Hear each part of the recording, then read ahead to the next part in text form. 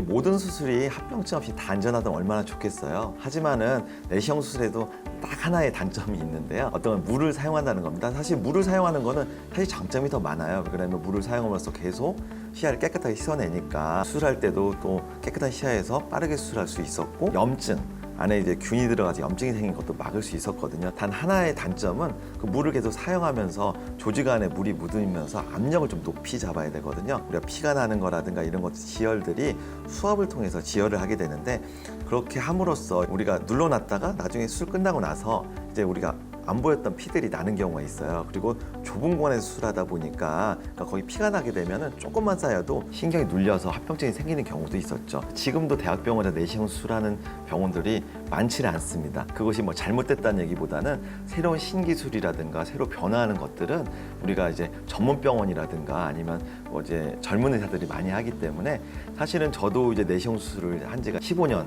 이제 이 넘어가고 양방 내시경만 11년째 하고 있는데, 제가 사실 어찌 보면 양방 내시경에 거의 5손가락 안을 정도 오래 한 사람이거든요. 그래서 이제 많이 해본 사람이 수술을 잘하게 되잖아요. 그래서 많은 케이스를 접해보고, 많은 이제 어떤 환자 케이스를 접해보고, 여러 어려움들을 넘어섰던 분들이 더 수술 잘하기 때문에, 그런 것들이 이제 숙련도에 따라서 이제 많이 안 해보신 분들은 수술을 할 때 어떤 실수들이 있을 수가 있고, 경우에 따라서 경막의 손상이라든가 신경 손상들이 있는 경우도 간혹 있을 수가 있습니다. 그래서 그런 것들이 단점이라고 할 수 있겠죠.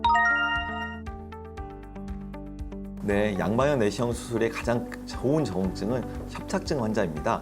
물론 디스크 제거도 쉽고 다 하지만은, 이런 양방향 내시경의 가장 큰 장점은 기존에 못했던, 크게 수술해야 했던 협착증 환자들을 좀 간단하게 수술해서 해결할 수 있었다는 것이 장점이 되겠죠. 제가 예시로 하나를 띄워놨는데요.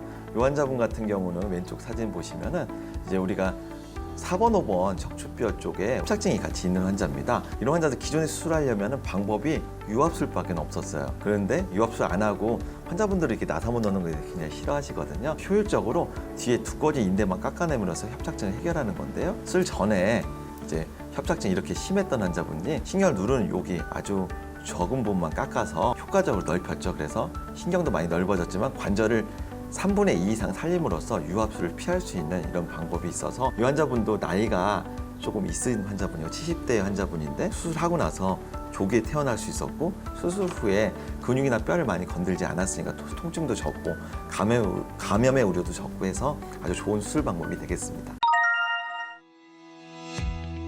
이게 좀 조심스러운 얘기일 수 있는데요. 양방향 내시경 수술이라는 것이 최근 들어서 나온 수술 방법이다 보니까 어떤 분들은 유튜브에 수술 방법만 보고 접근해서 수술하는 분들도 있다고 하시더라고요. 사실은 이런 어떤 정밀한 수술 방법들이 쉽게 느껴지지만, 사실 작은 것에서 보고 수술하다 보니까 숙련도에 따라서 결과가 굉장히 큰 차이가 있을 수 있습니다. 많이 해본 사람은 짧은 시간 쉽게 수술이 끝날 것을, 경험이 없는 의사 선생님들이 이제 할 때는 오래 걸리거나 수술하다가 어떤 문제들이 생기는 경우, 경막의 손상이라든가 감염이라든가 혹은 신경 손상이라든가 혈종이 생긴다, 이런 문제가 생길 수 있거든요. 일단 여러 병원을 좀 다녀보시고, 그다음에 여러 의견을 들어보신 다음에 가장 경험이 많은 선생님들한테 맡겨서 수술을 하시는 것이 가장 좋을 거라고 생각이 듭니다. 네, 오늘 생소한 양방향 내시경에 대해서 우리 알아봤는데요. 궁금한 점이 굉장히 많을 거예요. 궁금한 내용이 있으면 홈페이지라든가 아니면 유튜브 댓글에 달아주시면 저희가 답변할 수 있는 건 충분히 답변을 할 거고요. 아무튼 최신 기술이 다 좋은 것만은 아니지만 기존의 방법보다도 또 좋은 점이 있기 때문에 충분히 알아보시고, 정말 수술이라고 하면 정말 최대한 안 하는 방법으로 하는 게 좋겠지만, 꼭 필요할 땐 또 수술이 효과를 또 볼 때가 많거든요. 건강하게 척추 건강을 잘 찾으셨으면 좋겠습니다.